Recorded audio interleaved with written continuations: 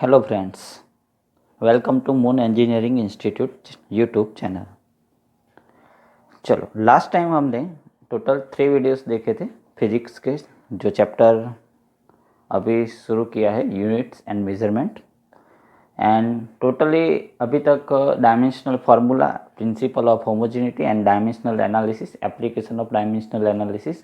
Last time हमने जो उसकी फर्स्ट एप्लीकेशन थी, using dimensional analysis you can find the equation was correct or incorrect। चलो, तो आज हम देखेंगे here question is that if a given formula correct or not, if incorrect, अगर incorrect है equation then find the correct formula। यहाँ पे एक फॉर्मूला दिया है h is equal to rho g d by 4 sigma cos theta. ये equation correct है या इनकरेक्ट है वो हमें फाइंड करना है। तो फाइंड करने से पहले ये जो फॉर्मूला है इसमें जो भी क्वांटिटी है उसके बारे में आपको पता होना चाहिए। तो h is equal to height, generally equation है वो सरफेस टेंशन जो चैप्टर आएगा आपको फिजिक्स में आगे, तो वो चैप्टर में जो कैपिलरी इफेक्ट होती है इसके बारे में वो जो फॉर्मूला है, where h is equal to height, rho is equal to mass density, g is equal to acceleration due to gravity, d is equal to depth, d is equal to diameter. Here d is not depth, d is diameter of capillary tube, diameter, it's a diameter of capillary tube। अगर आप depth ले लेंगे तो भी wrong नहीं होगा, because depth is measure in metre and diameter is also in measure in metre. Okay, sigma is equal to surface tension.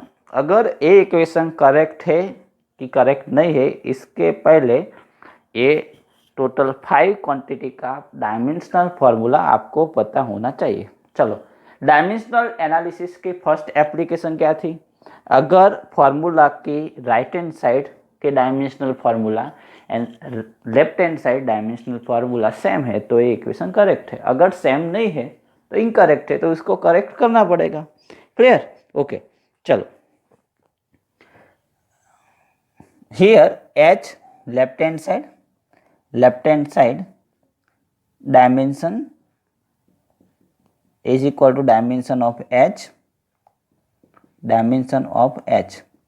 चलो, h is measured in meter, height is measured in meter, therefore m0 l1 t0।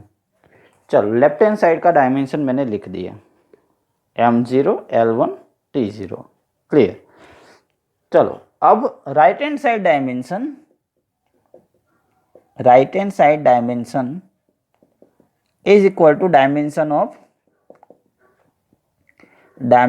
Of rho g d upon 4 sigma cos theta, rho g d upon 4 sigma cos theta. Okay, clear? चलो, अब हम solve करते हैं। Dimension of रो क्या होगा? Dimension of रो होगा, रो means density, इसका unit क्या है? किलोग्राम पर मीटर क्यूब। मैंने सेकंड लेक्चर में सब क्वांटिटी डायमेंशनल जो काइनेमेटिक होती है, फ्लूइड क्वांटिटी होती है, डायनेमिक क्वांटिटी होती है, सब क्वांटिटी का हमने डायमेंशनल फार्मूला प्रूव किया था। तो उसका होगा, रो का होगा m1 l माइनस किलोग्राम पर metre cube l-3 t0। Okay, G का क्या होगा? G means gravitational acceleration due to gravity. तो जी का होगा l1 t-2 मीटर पर सेकंड स्क्वायर, उसका यूनिट है। डायामीटर का क्या होगा? डायामीटर मीन्स यहाँ पे t0 नहीं लिखेंगे, अगर कोई की पावर में 0 है नहीं लिखेंगे तो चलेंगे। तो d का होगा l1। ओके, चलो, फॉर का कोई डायमेंशनल नहीं होता, four is number, therefore no dimension. Sigma surface tension, उसका यूनिट लास्ट टाइम हमने देखा था Newton per metre, means m1 l0 t-2 होगा। m1 l1 t-2 अपन l1 means m1 l0 t-2 होगा। सरफेस टेंशन का डायमेंशनल फार्मूला होगा m1 l0 t-2। Clear? m1 l0 t-2। Clear? तो यहाँ पे होगा m1 L0 T-2। Clear? Okay, चलो अब तो यहाँ पे देखो M1 कट हो जाएगा, T-2 कट होगा है, तो बचेगा क्या? L-3 L-2 मीन्स आपका आंसर आएगा L-1। आपका आंसर क्या आएगा? L-1। आंसर क्या आना चाहिए? इसका मतलब क्या है? आपका डायमेंशन क्या है? M0 L-1 T0। चलो आप देखो, लेफ्ट हैंड साइड का डायमेंशन है M0 L1 T0, but right hand side का डायमेंशन है M0 L-1 T0। मीन्स ये जो फॉर्मूला है वो इनकरेक्ट है। अगर यहाँ पे डायमेंशन L1 होगा तो डायमेंशन सेम हो जाएगा LHS और RHS, तो करेक्ट होगा। लेकिन यहाँ पे डायमेंशन क्या है? M0 L-1 T0। क्या होना चाहिए? L1 प्लस होना चाहिए, लेकिन माइनस है, तो एक इक्वेशन क्या है? इनकरेक्ट। तो इसको L1 में करने के लिए क्या करने पड़ेगा? तो उसका इन्वर्स करना पड़ेगा। तो करेक्ट इक्वेशन क्या होगा? तो करेक्ट इक्वेशन हमारा होगा, अगर ये इक्वेशन हमने प्रूव किया यूजिंग डायमेंशनल एनालिसिस, ये रॉन्ग इक्वेशन है। राइट इक्वेशन क्या होना चाहिए? Four sigma cos theta upon rho g d, it is a right equation. कैसे पता चला? ये जो राइट हैंड साइड डायमेंशन क्या है? L-1, इसको L करना है तो क्या करना पड़ेगा? इन्वर्स करना पड़ेगा। तो ये इक्वेशन हम क्या कर देंगे? डिनोमिनेटर में न्यूमरेटर लिखेंगे, न्यूमरेटर का डिनोमिनेटर में लिखेंगे। क्लियर?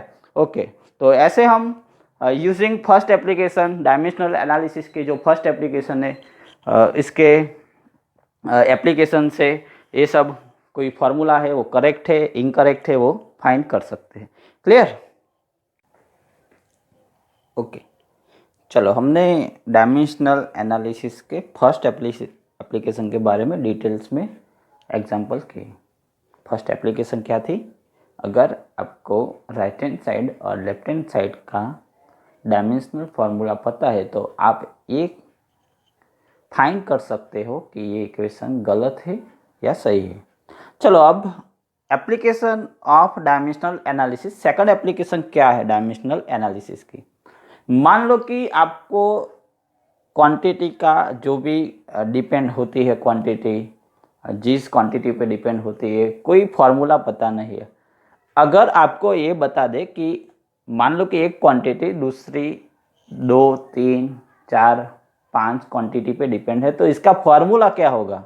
मीन्स अगर यूजिंग डायमेंशनल एनालिसिस आपको फार्मूला फाइंड करना है, लेकिन इसके पहले आपको पता क्या होना चाहिए? आपको एग्जाम्पल में क्या देंगे? वो दे देंगे कि ये क्वांटिटी ये क्वांटिटी पे डिपेंड है। मान लो कि फोर्स का डायमेंशनल फार्मूला है, तो force is depends on mass and acceleration आपको दे दिए होंगे कि force is depends on mass and acceleration. मान लो कि pressure is depends on this.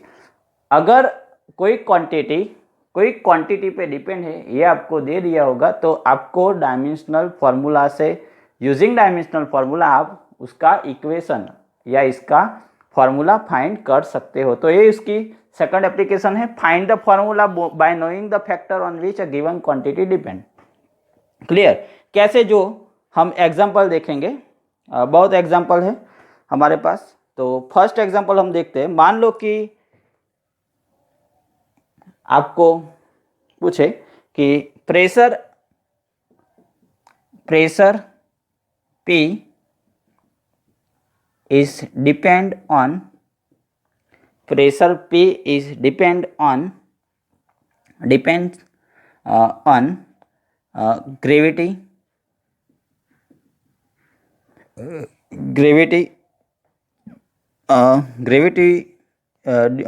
means acceleration due to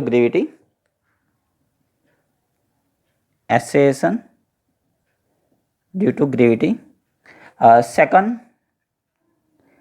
mass density rho, particularly आपको सिंबल भी दिए होंगे, mass density rho, acceleration due to gravity g, and height h। चलो find the formula of pressure. Find formula of pressure, pressure का formula find करना है। यहाँ पे दिया है कि प्रेशर है वो जी, रो और पी, पी है वो जी, रो और एच पे डिपेंड है। तो उसका फॉर्मूला क्या है, कैसे फाइंड करेंगे? फर्स्ट स्टेप, सबसे पहले हर क्वांटिटी को हम ऐसे लिख लेंगे, pressure is proportional to the g raise to A, rho raise to B, H raise to C. यहाँ पे ए बी सी क्या है, तो वो फैक्टर है, वो फाइंड करेंगे हम। चलो ए बी सी फाइंड करेंगे तब पता चलेगा कि रो की कितनी पावर है, एच की कितनी पावर है, जी की कितनी पावर है, वो सही मालूम पड़ेंगे। चलो फाइंड कैसे करना है, तो सबसे पहले प्रोपोर्शनल साइन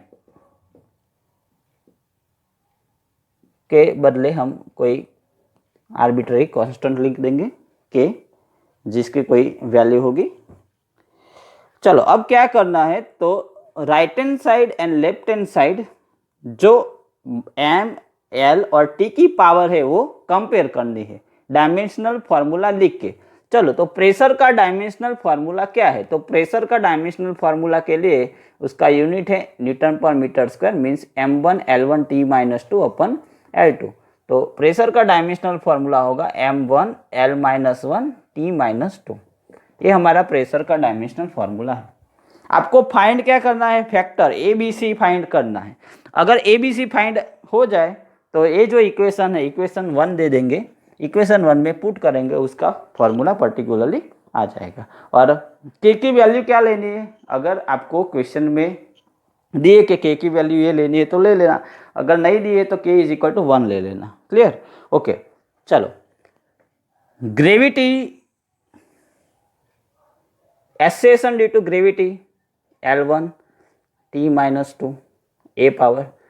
चलो मास डेंसिटी किलोग्राम पर metre cube m1 L - 3 B power H L1 C power. Okay चलो अब क्या करेंगे, m की पावर, L की पावर और T की पावर एक समेशन करेंगे, बेस सेम है तो पावर का क्या होगा, समेशन। तो सबसे पहले हम लिखेंगे m की पावर होगी b, m की पावर क्या होगी b। चलो l की पावर क्या होगी, तो l, तो यहाँ पे a है -3b plus c, a -3b plus c होगी। चलो t की पावर क्या है, तो t की पावर होगी -2a। दूसरे कोई इक्वेशन में t नहीं है तो ये हमारा फॉर्मूला होगा l raise to a -3b plus c t raise to -2। और नेक्स्ट स्टेप में क्या करना है, तो राइट हैंड साइड और लेफ्ट हैंड साइड पावर को कंपेयर करना है। तो यहाँ पे m की पावर b है, compare the power both side, m की पावर b है और लेफ्ट हैंड साइड m की पावर 1 है, b इज इक्वल टू 1 मिल गया। चलो t की पावर -2a है, यहाँ पे t की पावर -2 है, means a is equal to -2/2 1 होगा, a is equal to 1, b is equal to 1। चलो नेक्स्ट l की पावर है a -3b plus c is equal to, यहाँ पे l की पावर है -1। चलो a, b और c की वैल्यू पुट करेंगे हम, a की वैल्यू 1 है, b की वैल्यू भी 1 है, c इज इक्वल टू -1, ये -2 होगा, -2 इस तरह होगा तो -1 plus 2, c is equal to also 1। अब क्या करना है लास्ट स्टेप में, a, b और c, put the value of a, b, c in equation 1। तो हमारा फॉर्मूला क्या होगा, final formula p is equal to k rho raise to 1 g raise to 1 h raise to 1। तो final formula होगा pressure का p is equal to k बराबर 1 लिखेंगे rho g H, p is equal to rho g H. तो ऐसे हम dimensional analysis के use करके, ऐसे पता नहीं है फार्मूला क्या है तो ऐसे हम फार्मूला फाइंड कर सकते हैं। क्लियर? चलो हम दूसरा एग्जांपल लेंगे तो ज़्यादा पता चलेगा। ओके चलो हमारा नेक्स्ट एग्जांपल है सेकंड एप्लीकेशन का। The energy capital E of a particle of SHM means simple harmonic motion depends on mass amplitude and angular velocity, find the formula. चलो मैंने ऐसा क्वेश्चन लिया है कि आपको कोई क्वांटिटी के बारे में पता नहीं है, सिंपल हार्मोनिक मोशन क्या है वो भी पता नहीं है, एंगुलर वेलोसिटी को किसको बोलते हैं वो भी पता नहीं है, एम्पलीट्यूड किसको बोलते हैं वो भी पता नहीं है। Only you know only the dimensional formula of energy, mass, amplitude and angular velocity. We discuss in previous lecture about dimensional formula of amplitude, angular velocity, mass and energy। चलो ये एप्लीकेशन में क्या है, आपको अगर फार्मूला फाइंड करना, ये सब आपको स्टडी करना पड़ेगा 12th साइंस में, जो फिजिक्स में वेव चैप्टर होगा इसमें सब आएंगे। एम्पलीट्यूड, एंगुलर वेलोसिटी जो रोटेशनल मोशन है हमारा चैप्टर, इसमें होगा। एंगुलर वेलोसिटी और लीनियर वेलोसिटी में क्या रिलेशन है, तो v is equal to r into omega, वो इसका रिलेशन है। एम्पलीट्यूड मीन्स 1/t, उसका पर्टिकुलरली इक्वेशन है, मीन्स 1/t। ओके चलो, और मास तो पता है आपको, एनर्जी भी पता है, न्यूटन इंटू मीटर और जूल। चलो तो फॉर्मूला फाइंड करने के लिए सबसे पहले E energy E depends on mass, amplitude A, mass, amplitude A, amplitude is measure in amplitude मैंने बताया ना, amplitude is measure in meter, amplitude is measure in meter। अगर कोई फ्रीक्वेंसी हो तो 1/t होगा, और एंगुलर वेलोसिटी ओमेगा होगा। Clear, mass measure in kilogram, amplitude is measure in metre and angular velocity is measure in radian per second. Clear, radian का कोई unit नहीं होगा, तो मीन्स मास का यूनिट होगा किलोग्राम, एम्पलीट्यूड का यूनिट होगा मीटर और एंगुलर वेलोसिटी का यूनिट होगा रेडियन पर सेकंड। एनर्जी का तो पता है, न्यूटन इंटू मीटर। तो सबसे पहला step, E is directly proportional to दो m⁻A⁻B एंड ω⁻C। ये हमारा फर्स्ट स्टेप। सेकंड स्टेप क्या है, प्रोपोर्शनल साइन है, उसके बदले हम लिखेंगे कांस्टेंट K। क्लियर, चलो इसके बाद M, A और ओमेगा का डायमेंशनल फार्मूला। चलो एनर्जी का डायमेंशनल फार्मूला क्या है, m1L1T-2। मैंने बताया था, टॉर्क हो, एनर्जी हो, वर्क हो, सबका डायमेंशनल फार्मूला सेम होगा, m1L2T-2, m1L2T-2। क्लियर, चलो मास m1, चलो amplitude L1, omega T-1, because radian per second होगा, रेडियन पर सेकंड का होगा, रेडियन का 0 होगा, मीन्स इसका कोई डायमेंशन नहीं, 1/t मीन्स T-1। चलो नेक्स्ट स्टेप में तो डायरेक्टली यहाँ पे मिल जाएगा, A इज इक्वल टू 1 होगा, A is equal to 1, B is equal to 2 and -C is equal to -2, तो C is equal to also 2। Compare the power of right hand side and left hand side. MLT का जो power है वो दोनों side compare करेंगे, right hand side और left hand side. तो A is equal to 1, B is equal to 2, -C बराबर -2C। चलो ये जो A, B और C की जो वैल्यू है, put the value of ABC in equation number 1। E is equal to K m⁻1 A⁻2 ω⁻2, means हमारा जो रिलेशन है वो होगा energy is equal to m mass into amplitude square plus into omega square. ये हमारा equation है। तो using dimensional analysis, हमें कोई पता नहीं है फार्मूला के बारे में, तो अभी हम डायमेंशनल फार्मूला से, यूजिंग डायमेंशनल फार्मूला हम रिलेशन बिटवीन क्वांटिटी हम फाइंड कर सकते। तो ये हमारे मोस्ट इम्पोर्टेंट एप्लीकेशन है डायमेंशनल एनालिसिस के। क्लियर, चलो आगे हम एग्जांपल देखेंगे। ओके चलो, हमारा नेक्स्ट एग्जांपल है application second. The time period T small T of a pendulum, जो पेंडुलम होता है, पेंडुलम वाली जो वॉच है आपने देखी होगी, उसका time period depends upon the length of the pendulum, जो पेंडुलम की लेंथ होती है उससे डिपेंड होता है, and acceleration due to gravity, g पे डिपेंड है। तो डिराइव एन एक्सप्रेशन टेक के बराबर 2 पाई, यहाँ पे जो एक्सपेरिमेंटली जो वैल्यू है के की वो गिवन है, अगर नहीं है तो 2 पाई ले लेंगे। ओके चलो, तो सबसे पहले टी, ये जो टाइम पीरियड टी है किस पे डिपेंड है, दो क्वांटिटी पे डिपेंड है, length of pendulum and acceleration due to gravity, means time period is function of L and g. तो फर्स्ट स्टेप हमारा क्या है, T directly proportional to the L raise to A and g raise to B. Clear? चलो, now take K L raised to A, G raised to B, where K is a constant, arbitrary constant, उसकी कोई value है given तो लिखेंगे, नहीं है तो 2 पाई ले लेंगे इस इक्वेशन के लिए, इस फॉर्मूला के लिए। अगर क्वेश्चन में नहीं है तो उसकी कोई वैल्यू होगी नहीं होगी, वो फॉर्मूला में कोई मान्य नहीं रखती। ओके चलो, now substitute the dimension on both side, दोनों साइड हम डायमेंशन सब्स्टिट्यूट करेंगे, पुट करेंगे।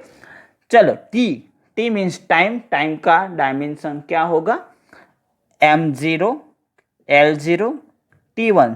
देखो कई बार मैं m0 l0 जीरो पावर नहीं लिखता हूँ, कई बार मैं लिखता हूँ, क्योंकि जब हम पावर कंपेयर करेंगे लेफ्ट हैंड साइड और राइट हैंड साइड तो इजी रहेगा लिखेंगे। तो कई बार मैं नहीं लिखता हूँ, लेकिन अब हम लिखेंगे, जीरो पावर होगी तो भी हम लिखेंगे। क्लियर? चलो, के, यहाँ पे एल की डायमेंशन क्या होगा, L means length, length measure in metre, L1। Gravity, acceleration due to gravity, L1 T-2 की बी पावर होगी। यहाँ पे कोई m नहीं है, कोई m है नहीं। चलो, L की कितनी पावर होगी, a प्लस बी होगी, और T की कितनी होगी, -2b। पता चला, L की a पावर और L की b पावर, अगर L की a पावर है और L की b पावर है तो हम लिख सकते हैं L⁴ a plus b. Clear? अगर पावर सेम है, बेस सेम है तो पावर का क्या होगा, समेशन होगा। क्लियर? ये हमारा इक्वेशन नंबर 1 है। चलो, अब क्या करना है, compare the power of MLT both side. तो L की पावर क्या है, a plus b is equal to 0, -2b is equal to 1। Clear? चलो, तो b का आंसर क्या होगा, -1/2। b का आंसर होगा -1/2। क्लियर? और b की value equation a plus b में पुट करेंगे तो a का आंसर होगा +1/2। तो a इज इक्वल टू 1/2 और b is equal to -1/2। a हमारा जो फैक्टर है वो मिल गया, a is equal to 1/2, b is equal to -1/2, put into equation 1। चलो, इक्वेशन 1 में पुट करेंगे तो t is equal to k is equal to क्या रखना है, 2 पाई। L की कितनी power, a power means L⁴1/2, और g की कितनी पावर, -1/2।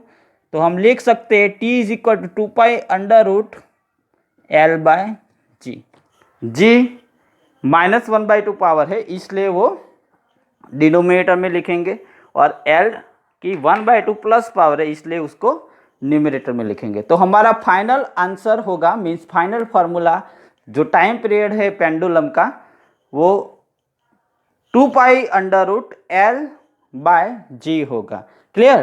तो ऐसे हम यूजिंग डायमेंशनल एनालिसिस कोई क्वांटिटी दूसरी कोई क्वांटिटीज पे डिपेंड है तो आप उसका फॉर्मूला जो फिजिकल फॉर्मूला होता है वो फाइंड कर सकते हैं। क्लियर। चलो नेक्स्ट प्रॉब्लम देखते हैं। ओके चलो हमारा नेक्स्ट एग्जांपल है find the expression for force on a falling spherical object of radius r in a fluid with viscosity mu and velocity we.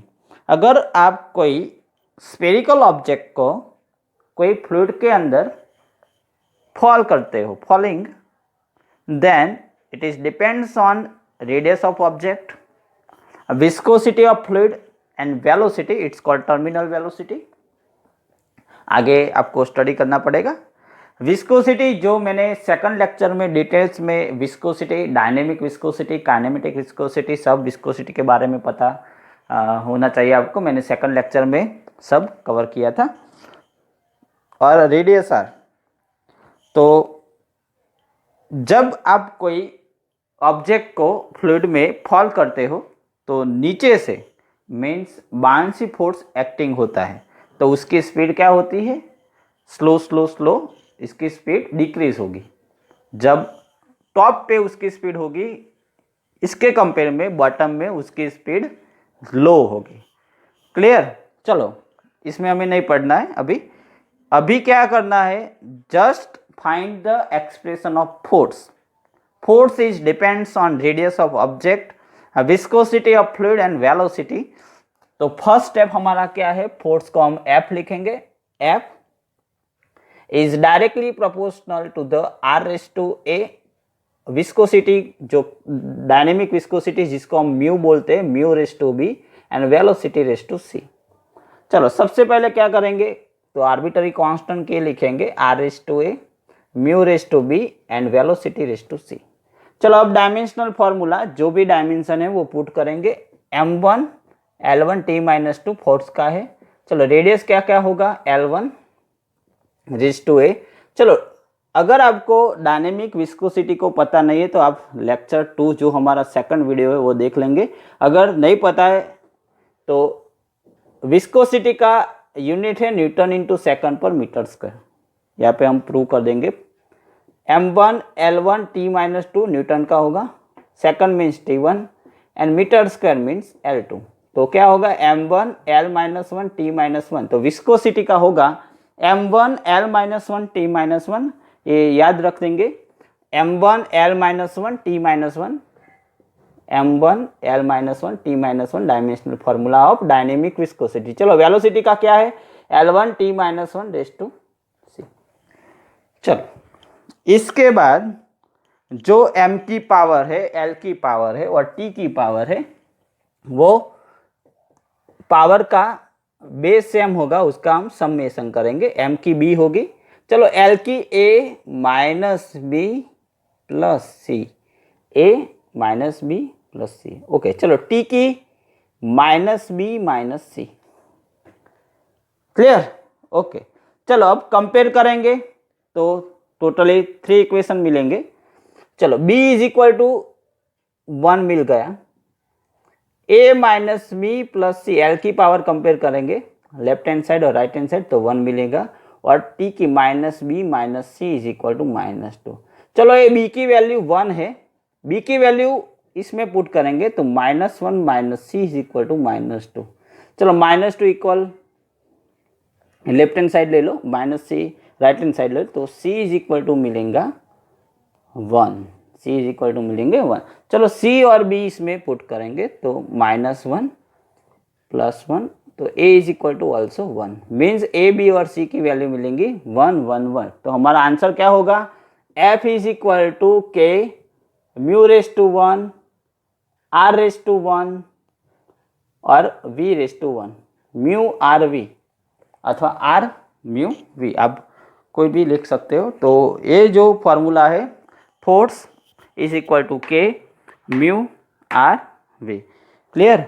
चलो अब चलो तो ऐसे हम कई एप्लीकेशन से, सेकंड एप्लीकेशन से कई फार्मूला ला सकते। अगर आपको पता नहीं है कोई फार्मूला तो यूजिंग डायमेंशनल एनालिसिस आप फार्मूला फाइंड कर सकते हैं।